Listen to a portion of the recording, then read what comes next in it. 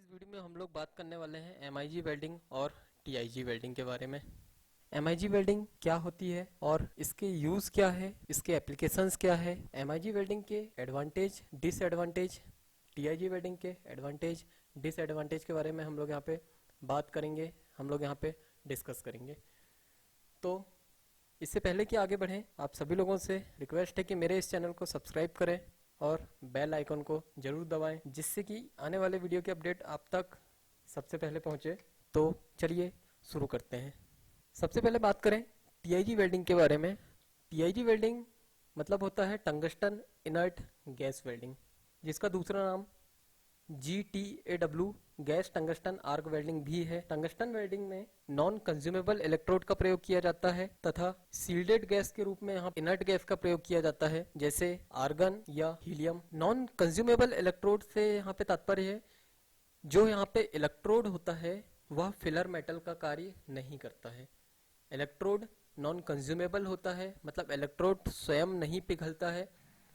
Tungsten welding के द्वारा steel, stainless steel, nickel, brass, bronze इत्यादि नॉन फेरस धातुओं की वेल्डिंग की जा सकती है। इस वेल्डिंग में प्रयोग किए जाने वाला इलेक्ट्रोड टंगस्टन का होता है, साथ ही इसे थोरियम तथा जिरकोनियम के साथ एलॉय करके भी तैयार किया जाता है, जिससे कि इलेक्ट्रोड की लाइफ बढ़ती है और इलेक्ट्रोड पर वेल्डिंग के दौरान किसी प्रकार का कोई संक्षारण नहीं होता। एप्लीकेशंस की यदि बात की जाए तो टीआईजी वेल्डिंग का प्रयोग nuclear industry, aircraft industry, food industry, maintenance तथा रिपेयर वर्क और कुछ मैन्युफैक्चरिंग एरिया में भी किया जाता है। इसके हम लोग एडवांटेज की बात कर लें तो इनर्ट गैस के प्रयोग से इसमें जो आर्क उत्पन्न होती है, आर्क इसकी बहुत ही स्टेबलिश होती है, जिससे कि स्पैटर्स उत्पन्न नहीं होते हैं और इस प्रकार की वेल्डिंग में दूसरी फ्यूजन वेल्डिंग की तरह बहुत ज्यादा धुआं भी उत्पन्न नहीं होता है, इसलिए ये एक प्रकार की सुरक्षित वेल्डिंग है। टीआईजी वेल्डिंग के द्वारा पतले वर्कपीस को आसानी से वेल्ड किया जा सकता है, साथ ही दो विभिन्न प्रकार की धातुओं को भी इस प्रकार के वेल्डिंग प्रोसेस के द्वारा आसानी से वेल्ड किया जा सकता है।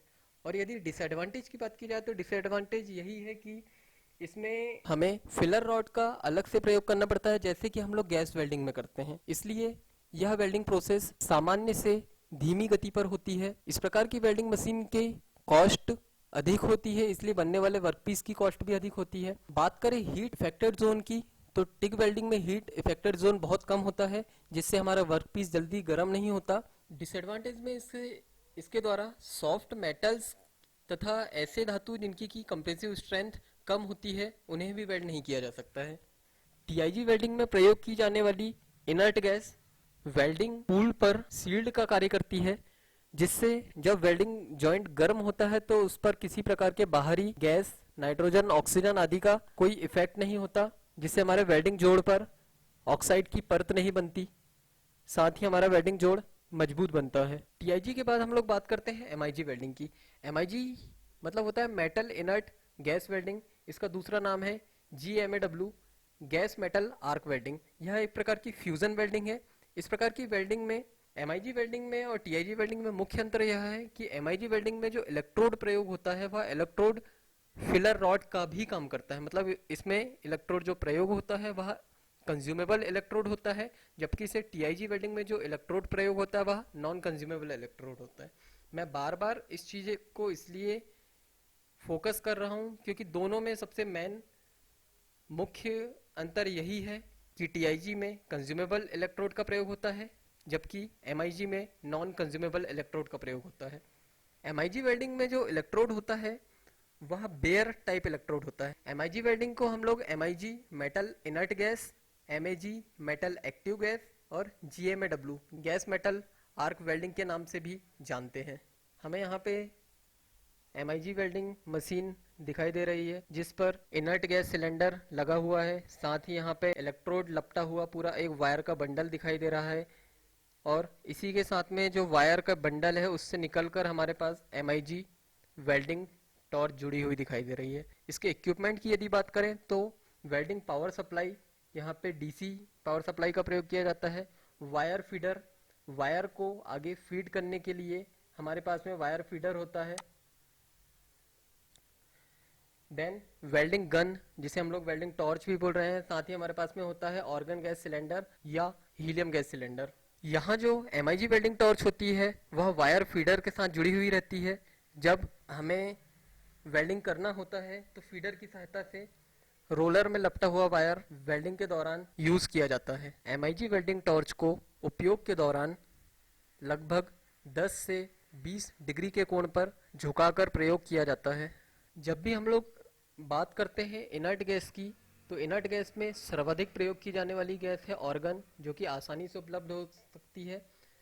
ऑर्गन गैस वातावरण के मौजूद गैसों की तुलना में इसका वजन अधिक होता है, इसलिए यह जब सील्ड बनाती है तो बाहरी गैसों का प्रभाव इस पर कम होता है। जबकि हीलियम गैस भी हम लोग प्रयोग करते हैं इनर्ट गैस के रूप में, परंतु हीलियम गैस वायुमंडलीय गैसों की तुलना में हल्की होती है, इसलिए आसानी से उड़ जाती है। इनर्ट गैस की बात करें तो हमारे पास पीरियोडिक टेबल में, हम लोगों ने इससे पहले केमिस्ट्री में पीरियोडिक टेबल पढ़े हैं, जिस पर इनर्ट गैसों का पूरा एक कॉलम दिया हुआ है। इनर्ट गैस मतलब अक्रियाशील गैस, तो यहाँ पर हम लोग हीलियम तथा ऑर्गन का प्रयोग इनर्ट गैस के रूप में वेल्डिंग के दौरान करते हैं। साथ ही हम लोग यहाँ पे रिएक्टिव गैस जैसे कार्बन डाइऑक्साइड तथा गैसों का mixture helium organ, helium oxygen आदि गैसों के मिक्सचर को भी सील्डेड गैस के रूप में प्रयोग करते हैं। बात करें MIG वेल्डिंग के एडवांटेज के बारे में, तो MIG वेल्डिंग से हमें बहुत अच्छा पेनिट्रेशन प्राप्त होता है। MIG वेल्डिंग का प्रयोग थिक मटेरियल की वेल्डिंग के लिए भी किया जाता है। इसके द्वारा carbon steel, alloy steel, stainless steel, copper तथा कॉपर के एलॉय, साथ ही एल्यूमिनियम को आसानी से वेल्ड किया जा सकता है। इस प्रकार की वेल्डिंग के दौरान स्पैटर्स नहीं होते, इसलिए इसके द्वारा आसानी से किसी भी पोजीशन में वेल्डिंग की जा सकती है। साथ ही यदि हम लोग बात करें इसके डिसएडवांटेजेस की, तो वेल्डिंग उपकरण इसके काफ़ी कॉस्टली होते हैं। आउटडोर वेल्डिंग के लिए MIG वेल्डिंग या TIG वेल्डिंग दोनों ही वेल्डिंग उचित नहीं है।